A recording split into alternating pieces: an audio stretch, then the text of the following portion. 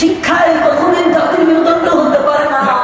শিক্ষায় যদি জাতির মেরুদণ্ড হতো তাহলে আমাদের দেশের বড় বড় বুদ্ধিজীবীরা কলমে বোঝার কারণে আমার বাংলাদেশকে লক্ষ কোটি টাকা পাচার করে বিদেশে পাঠাইতো না। ঠিক কিনা? ঠিক। হ্যাঁ ভাই আমার, শিক্ষা হলো দুই প্রকার, এক নম্বর হলো কুশিক্ষা আর একটা হলো সুশিক্ষা। কি?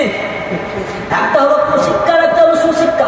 এখন যদি আপনি কুশিক্ষা অর্জন করে যদি আপনি বলেন শিক্ষায় জাতির মেরুদণ্ড, আর এই শিক্ষা দিয়ে যদি আপনি পরিবার পরিচালনা করেন, আপনি রাষ্ট্র পরিচালনা করেন, আপনি সমাজ পরিচালনা করেন, খুদার কসম এই শিক্ষার দ্বারা আপনার সমাজ, আপনার রাষ্ট্র, আপনার পরিবার ধ্বংসের মুখে চলে যাবে।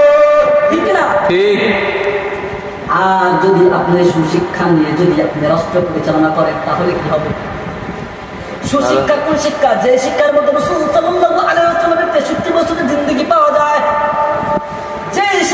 যে শিক্ষার মধ্যে কোরআন হাদিসের জ্ঞান আছে, সেটাই হলো সুশিক্ষা। ঠিক কিনা? বললাম ঠিক। এই শিক্ষা নিয়ে যদি আপনি সমাজ পরিচালনা করেন, আপনার পরিবার পরিচালনা করেন, খুদার কসম আপনার পরিবার স্বর্ণে টুকরা হয়ে যাবে, আপনার সমাজ থেকে অন্যায় দূরীভূত হয়ে যাবে। ঠিক না? ঠিক। এই জন্য আমাদেরকে কি করতে হবে? সন্তানদেরকে সুশিক্ষায় শিক্ষিত করতে হবে। আপনি স্কুল পড়ান, কোনো আপত্তি নাই। যুবক ভাই, সমাজ কেমনি পরিবর্তন হবে? যে আল্লাহ সমাজ সুন্দর করার জন্য, পরিবার সুন্দর করার জন্য, মানুষের জিন্দেগি পরিষ্কার করার জন্য, জিন্দেগিটা সুন্দর করার জন্য মানুষদেরকে কোরআন নাযিল করে দিবেন।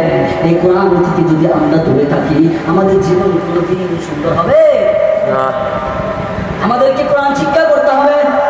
আমাদের সমাজে একটা বাস্তব একটা এক্সাম্পল দিয়ে বলি, যে যুবকটা নামাজ পড়ে আর যে যুবকটা নামাজ পড়ে না, আমরা কি মনে করি? মনে করেন একটা যুবক খুব ভদ্র, নামাজ কামাল করে না, আল্লাহর প্রেমে আবদ্ধ না, কিন্তু ভদ্র। সেটা কি ভদ্র? আমরা সমাজের মানুষ কি বলি? তাকে ভদ্র বলে আখ্যায়িত করি। ঠিক কিনা ধরে বলেন? কিন্তু যে যুবকটা আল্লাহর প্রেমে আবদ্ধ হয়ে গেল, আল্লাহকে মেসেজ দেয়, মসজিদমুখী হয়ে যায়, তাকে আমরা কখনোই ভদ্র বলি না।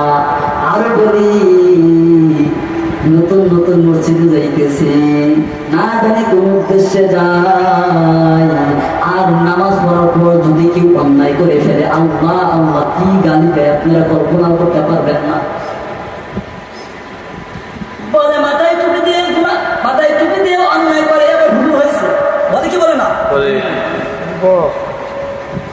মানুষের মধ্যে ভুল হবে, এটাই স্বাভাবিক। কিন্তু তুমি যে তার সমালোচনা করলা, আল্লাহ তো বলে দিয়েছেন বান্দা তুমি গুনাহ করে ফেলেছ। তাদের গভীর যখন হয়ে যায়, তখন তুমি যদি আমি আল্লাহর কাছে তওবা করো, আমি আল্লাহ তোমাকে মাফ করে দেব। যে হুজুর অন্যায় করে ফেলেছে, অন্যায় করার পর আল্লাহর কাছে তো তওবা করে সে ভালো হয়ে গিয়েছে, কিন্তু আপনি যে এখন রাস্তায় রাস্তায় তার বদনাম করেন, চা হোস্টেলে বসে তার বদনাম করেন, এই অন্যায়ের ভার কে নিবি? সব তো আপনার মনে দিতেছে। সে তো আল্লাহ মনে হয়ে গেছে, আল্লাহর কাছে তওবা করে কি বললাম নাকি?